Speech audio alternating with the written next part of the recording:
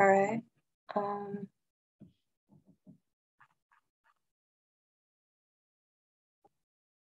Let me see, I'll pull up the slides.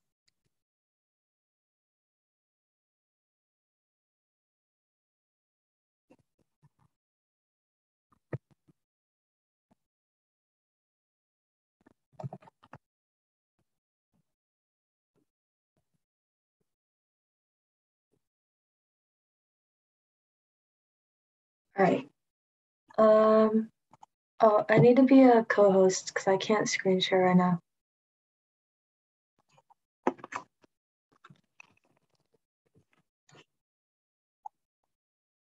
All right, thank you. All right, so this is class 7. Oh, we're talking about basically the ethics and future for AI. So start off, AI is widely used to provide personalized recommendations to people based, for example, on their previous searches and purchases or other online behavior. So like when you put something in your Google search bar, something like that. AI is really important in commerce, optimizing products, planning inventory, logistics, and stuff like that.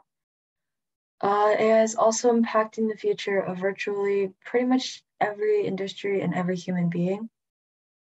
It's acted as the main driver of emerging technologies like big data, robotics, and IoT. And it will continue to act as a technological innovator for the foreseeable future. Starting a career in AI, AI will transform the global economy. The job rates are pretty high in demand, or jobs are pretty high in demand. Getting an education in AI is relatively challenging. It requires a lot of persistence and personal initiative. But AI careers are future-proof, meaning they're more likely to survive well into the future.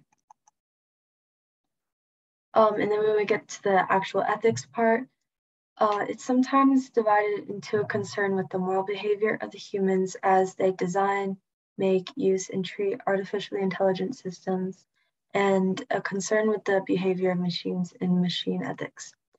It also includes the issue of a possible singularity due to superintelligent AI.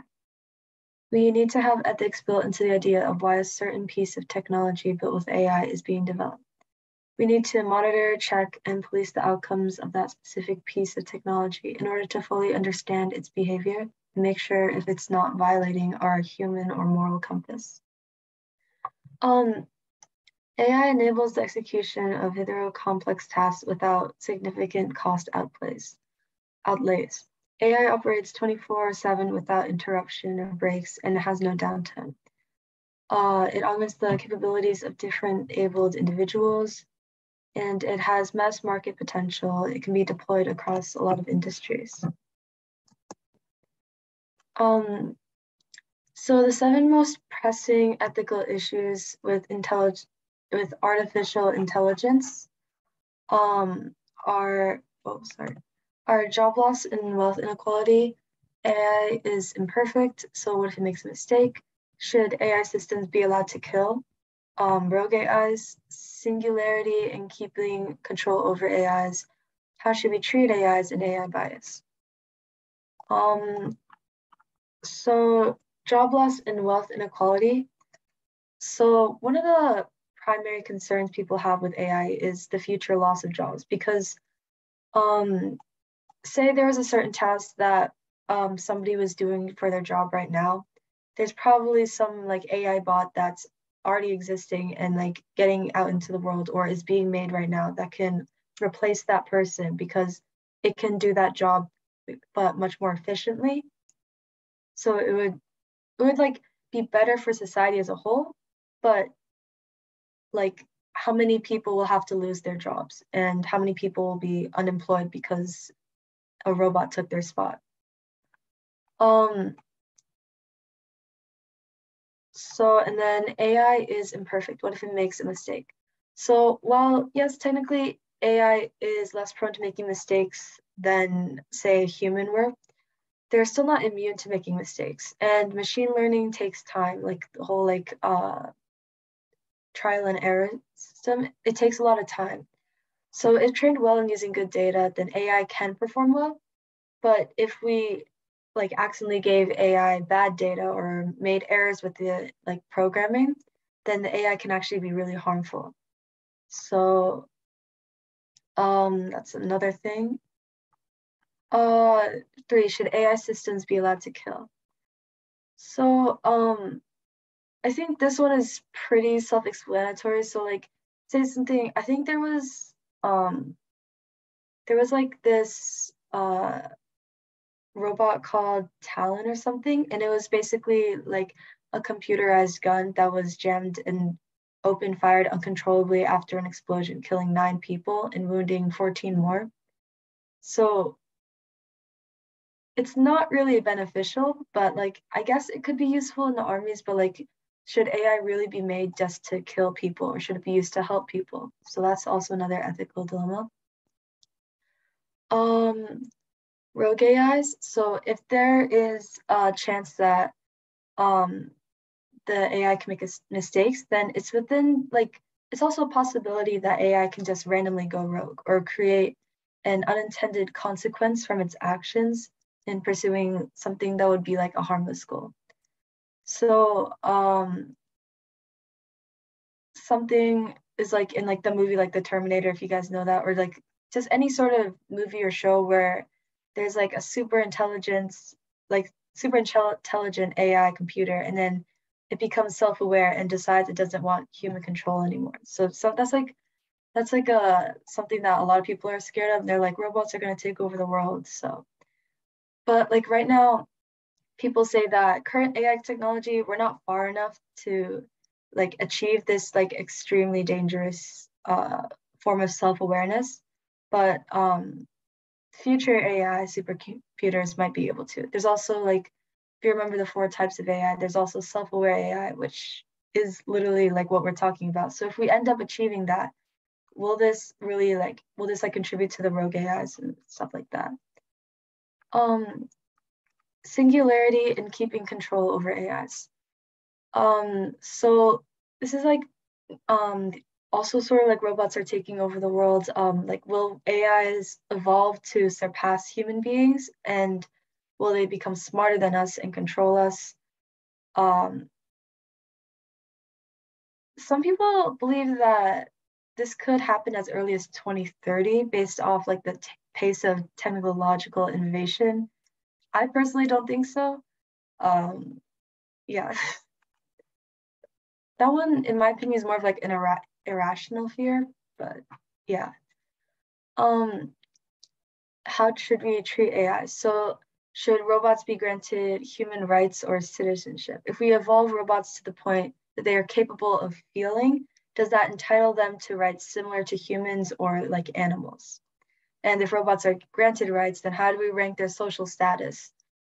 Um, and this one is also more like something that would happen way in the future. Like none of these, like, well, some of these, half of these aren't really like pressing issues right now at the moment, but they will be uh as we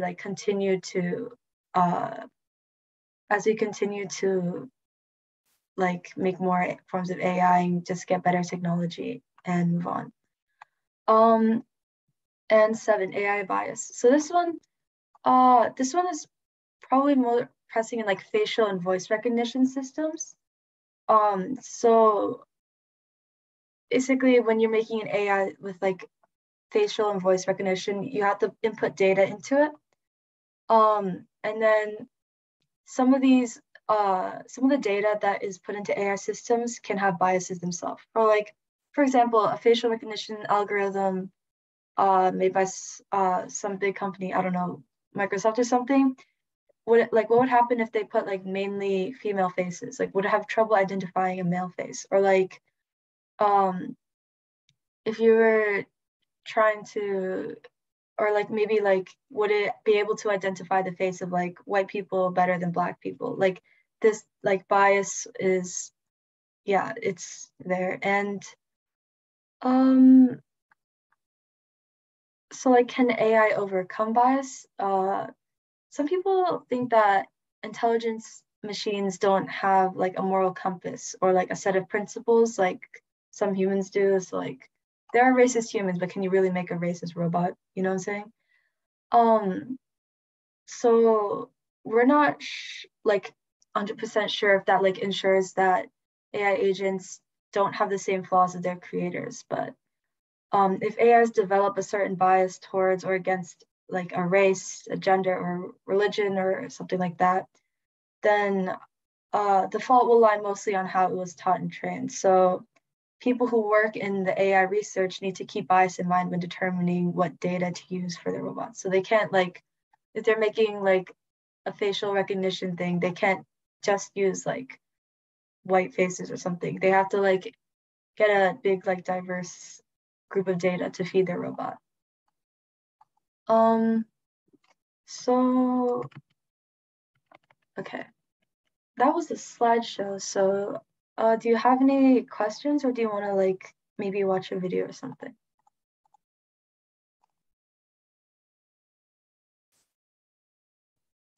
I'm good. All right. All right, we have like 10 minutes. Okay, we could like watch this first video, and then that can just be like the end of class. So, oh, I don't know why it's small. Okay. So we'll just watch this, and then that can be the end because it started kind of late.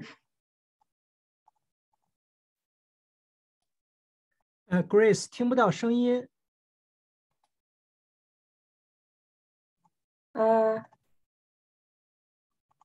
听得到你的声音，但是那个 video 的声音没有放对。I'm Jabril, and welcome to the Can you hear now? Okay. final episode of Crash Course AI. We've covered a lot of ground together, from the basics of neural networks to game playing, language modeling, and algorithmic bias. We've even experimented with code in labs. And as we've been learning about different parts of artificial intelligence as a field, there are a couple of themes that keep coming up. First, AI is in more places than ever before. The machine learning professor Andrew Ng says that artificial intelligence is the new electricity. This is a pretty bold claim, but lots of governments are taking it seriously and planning to grow education, research, and development in AI.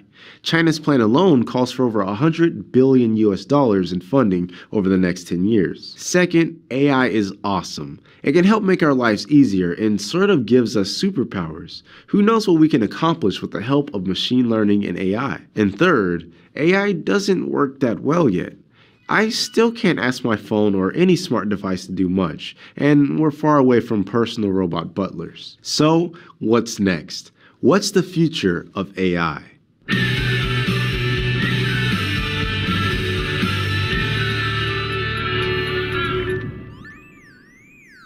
One way to think about the future of AI is to consider milestones AI hasn't reached yet. Current soccer robots aren't quite ready to take on human professionals, and Siri still has a lot of trouble understanding exactly what I'm saying. For every AI system, we can try and list what abilities would take the current technology to the next level. In 2014, for example, the Society of Automotive Engineers attempted to do just that for self-driving cars. They defined 5 levels of automation. For each additional level, they expected that the AI controlling the car can do more without human help. At level 1, cruise control automatically accelerates and decelerates to keep the car at a constant speed, but everything else is on the human driver. At level 3, the car is basically on its own. It's driving, monitoring its surroundings, navigating, and so on. But a human driver will need to take over if something goes really wrong, like really bad weather or a downed power line. And at level 5, the human driver can just sit back, have a smoothie, and watch Crash Course AI while the car takes him to work through rush hour traffic. And obviously, we don't have cars with the technology to do all this yet. But these levels are a way to evaluate how far we've come, and how far research still has to go. We can even think about other AIs using levels of automation. Like, for example, maybe we have level 1 AI assistants right now that can set alarms for us, but we still need to double check their work. But what are levels 2 through 5? What milestones would need to be achieved for an AI to be as good as a human assistant? What will be milestones for computer vision or recommender systems or any topics discussed in this course? We'd love to read your ideas in the comments. Sometimes it's useful to think about different kinds of AI on their own as we make progress on each very difficult problem. But sometimes people try and imagine an ultimate AI for all applications, an artificial general intelligence, or AGI. To understand why there's such an emphasis on being general, it can be helpful to remember where all this AI stuff first started. And for that, let's go to the thought bubble. Alan Turing was a British mathematician who helped break German Enigma codes during World War II and helped define the mathematical theory behind computers. In his paper, Computing Machinery and Intelligence from 1950, he introduced the now famous Turing test, or the imitation game. Turing proposed an adaptation of a guessing game. In his version, there's an interrogator in one room and a human and a machine in the other. The interrogator talks to the hidden players and tries to figure out which is human and which is a machine. Turing even gave a series of talking points like, please write me a sonnet on the subject of the fourth bridge. Add 34,957 and 70,764. Do you play chess? I have K at K1 and no other pieces. You only have K at K6 and R at R1. It's your move. What do you play? The goal of the imitation game was to test a machine's intelligence about any human thing, from math to poetry. We wouldn't just judge how real a robot's fake human skin looks. As Turing put it, we do not wish to penalize the machine for its inability to shine in beauty competitions, nor to penalize a man for losing in a race against an aeroplane. This idea suggests a unified goal for AI, an artificial general intelligence. But over the last 70 years, AI researchers focused on subfields like computer vision, knowledge representation, economic markets, planning, and so on. Thanks, Thought Bubble. And even though we're not sure if an artificial general intelligence is possible, many communities are doing interdisciplinary research, and many AI researchers are taking baby steps to combine specialized subfields. This involves projects like teaching a robot to understand language or teaching an AI system that models the stock market to read the news and better understand market fluctuations. To be clear, most of AI is still science fiction. We're nowhere near Blade Runner, Her, or any similar movies.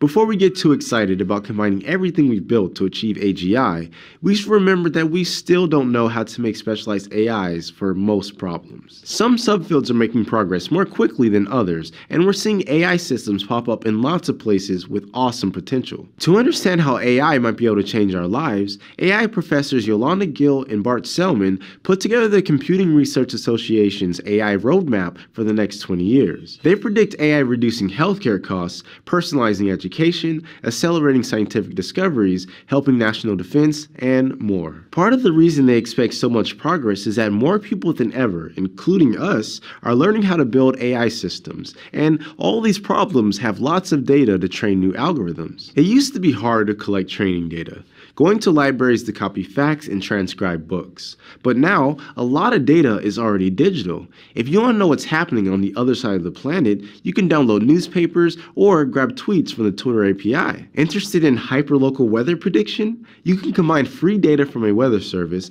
with local weather stations to know when to water your plants. And if you feed that data into a robot gardener, you could build a fully automated, weather-knowing, plant-growing, food-making garden. Maker communities around the globe are combining data, AI, and cheap hardware to create the future and personalize AI technologies. While imagining an AI-human utopia is exciting, we need to be realistic too.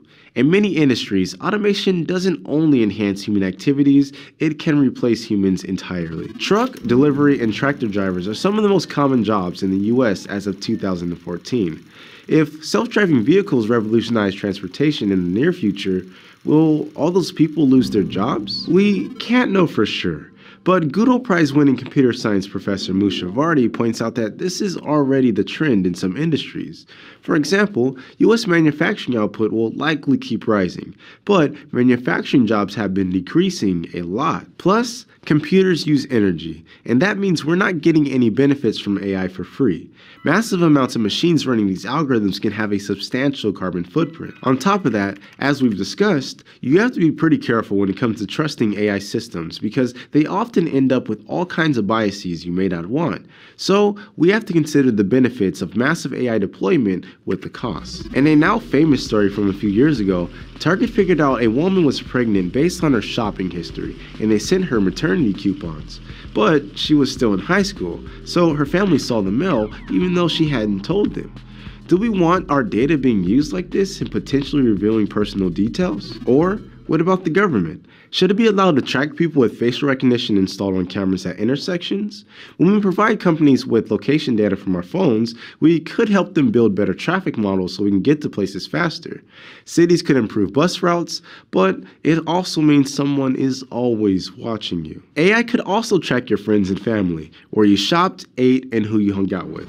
If statistics have shown that people who leave home late at night are more likely to commit a crime, and an AI knows that you left, even though it's just for a late night cookie dough, should it call the police to watch you just in case? So we can go down any number of scary thought experiments, and there's a lot to consider when it comes to the future of AI. AI is a really new tool, and it's great that so many people have access to it, but that also means there are very few laws or protections about what they can and can't do.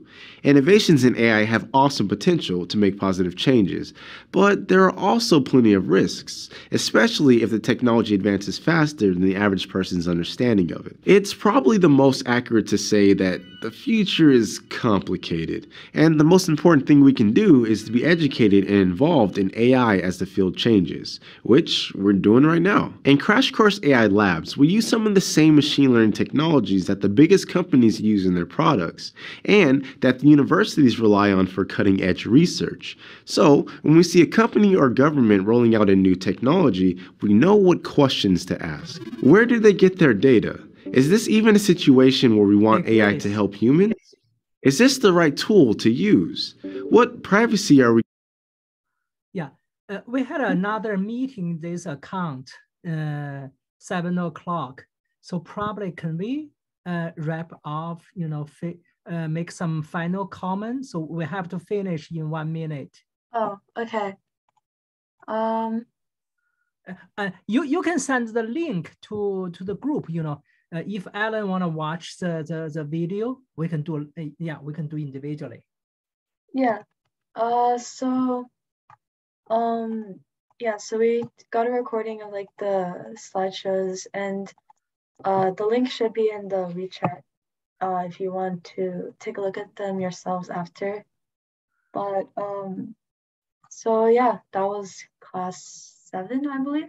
Yeah, this is the final one. So last one will be not recording, will be the discussion. If anybody, okay.